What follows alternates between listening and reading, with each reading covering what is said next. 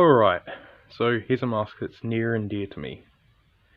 The C copy, the C copy of the Scott M98. I think it also has another name, the M110 or something. Anyway, quick story about this mask. It was one I used very early in during the COVID pandemic. Yeah, so I was trying various respirators at the time for work and other things. I had previous experience with this one, sanding, woodwork, a couple other things. I mostly used it with a C2A1 filter. If you can see, there's still wood dust in there. But yeah, very early on I was using this with this mask before I got the P3 filters that you see here.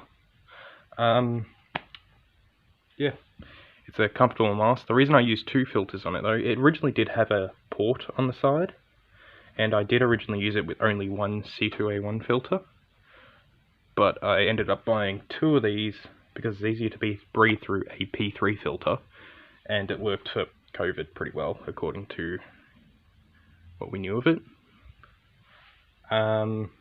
Well, viruses in general and all that, used in laboratory conditions quite often, P3 filters. It did have a blanking plug on the side. I don't currently have that. It's somewhere in my collection.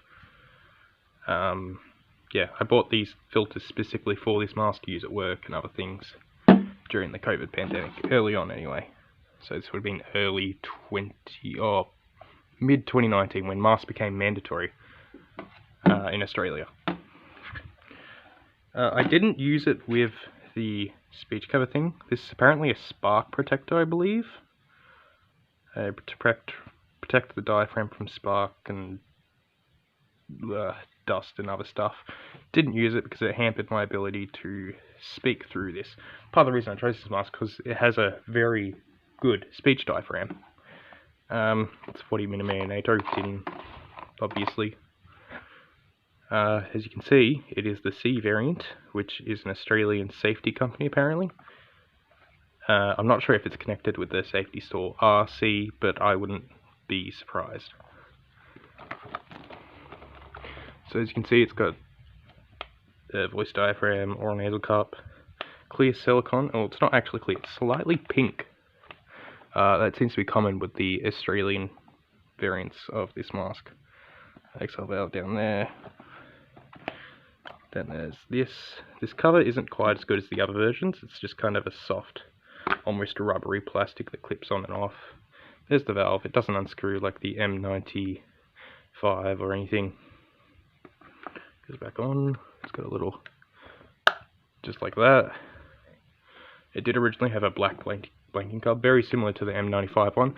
I'm not sure where that is at the moment. It came in a big plastic container like this that I used as the carry bag, because I mean, it effectively uses carry bag. Doesn't have a marking there. I believe it does on the inside. Give me a moment. So I did end up finding it's up here, and it says 2003. Yep, 2003-03. It's production year. Not sure if the camera's picking that up. Yeah, it was comfortable. The reason I used it with two filters, as I said earlier, is it increased the breathing. Well, it decreases the breathing resistance. Before this, I did use a UltraView and a BEM4GP. But the problem with the BEM4G is BEM4GP, the Belgian mask, is it has quite a high breathing resistance compared to this and even the UltraView. I'm not sure why that is. I'm not sure if anyone else has experienced that, but yeah, this one's nice and easy to breathe through, especially with two filters, and much easier now they have P3. This is not the best to breathe through. Ignore the dog in the background.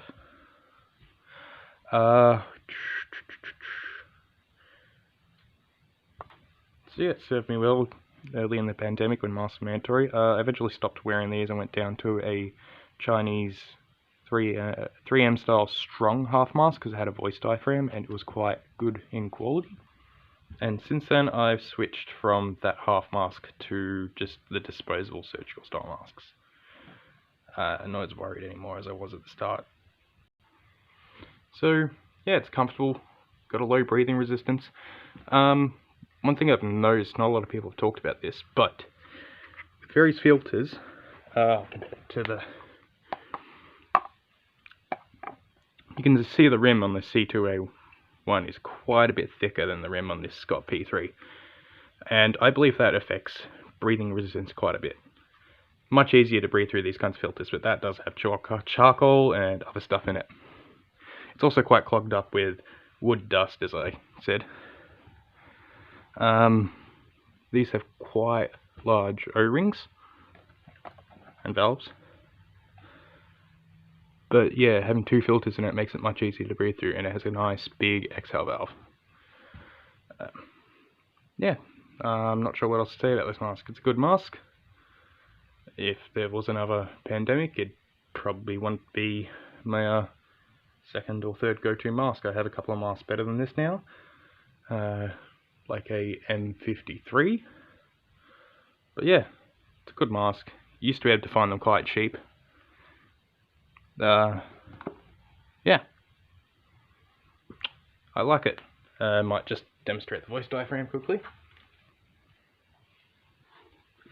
Here we go. It's a nice, comfy mask. The voice diaphragm's quite good. I feel like I can be heard quite well out of it. Worked a lot better than the Ultra View and the BM4GP when I was working with them. Found that people could hear me a lot better in this one over those two.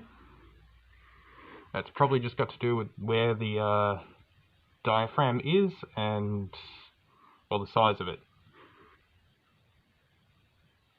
You need to be looking directly at the person for anyone to really hear you in the BM4 GP.